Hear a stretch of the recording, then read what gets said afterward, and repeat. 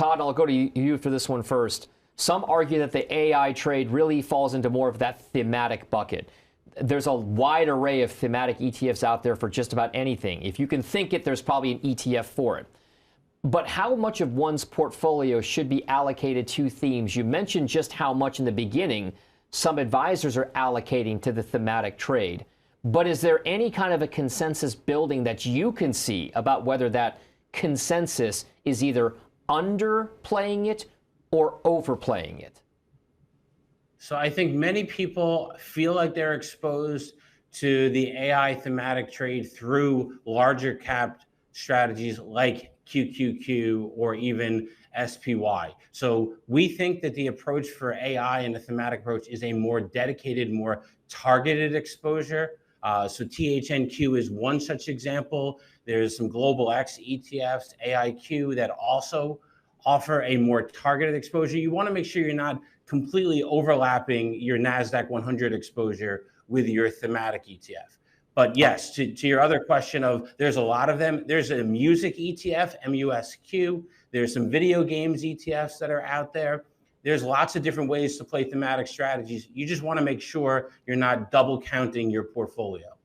Okay, and Dan, the AI trade thematically also has a number of sub-themes, if you want to look at it that way. You mentioned a lot of them. It could be consumer-focused. It might be autonomous, robotics-focused. It could be power-focused. What exactly do you think your highest conviction is with regard to all of those sub or mini themes within the artificial intelligence trade? To me, it's software, because in software it could be hyperscaler, the use cases, cybersecurity.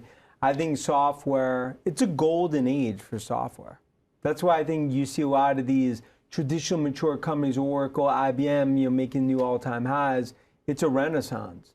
And I just believe it's something where software, you also see a lot of M&A there. But from a thematic perspective, it is just the, I think, beginning, of where this is all heading in terms of AI revolution. Software just starting today. All right, because that's different than one of your big calls over the past 5-7 years, which has been Tesla. And Tesla, a case that you've made, not a car company, not even maybe a technology company, but more specifically a way to play autonomy and robotics. Yep. Is that still that autonomous and robotics theme or mini theme still something that you are high on? Oh, yeah. Now, as a theme, software as the group, in terms of what I view as probably the purest play AI name along with NVIDIA, it's Tesla, because of my view of robotics and autonomy. I mean, I believe autonomous alone is worth $1 trillion to the Tesla valuation, which how we get to a $2 trillion valuation. So to me, it's a good example of we are just starting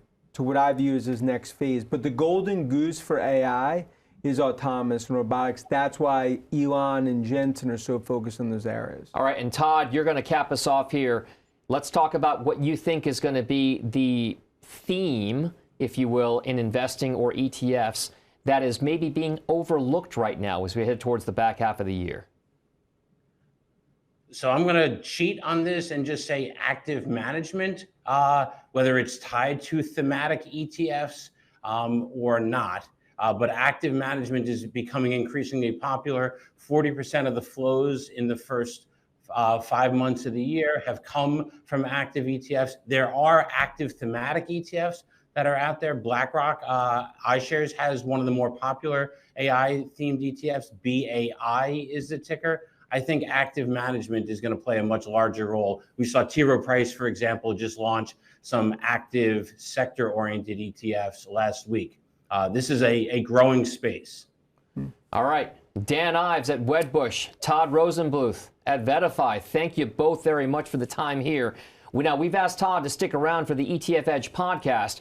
Remember, you can also find all the previous videos and podcasts right here at etfedge.cnbc.com. We'll see you next week.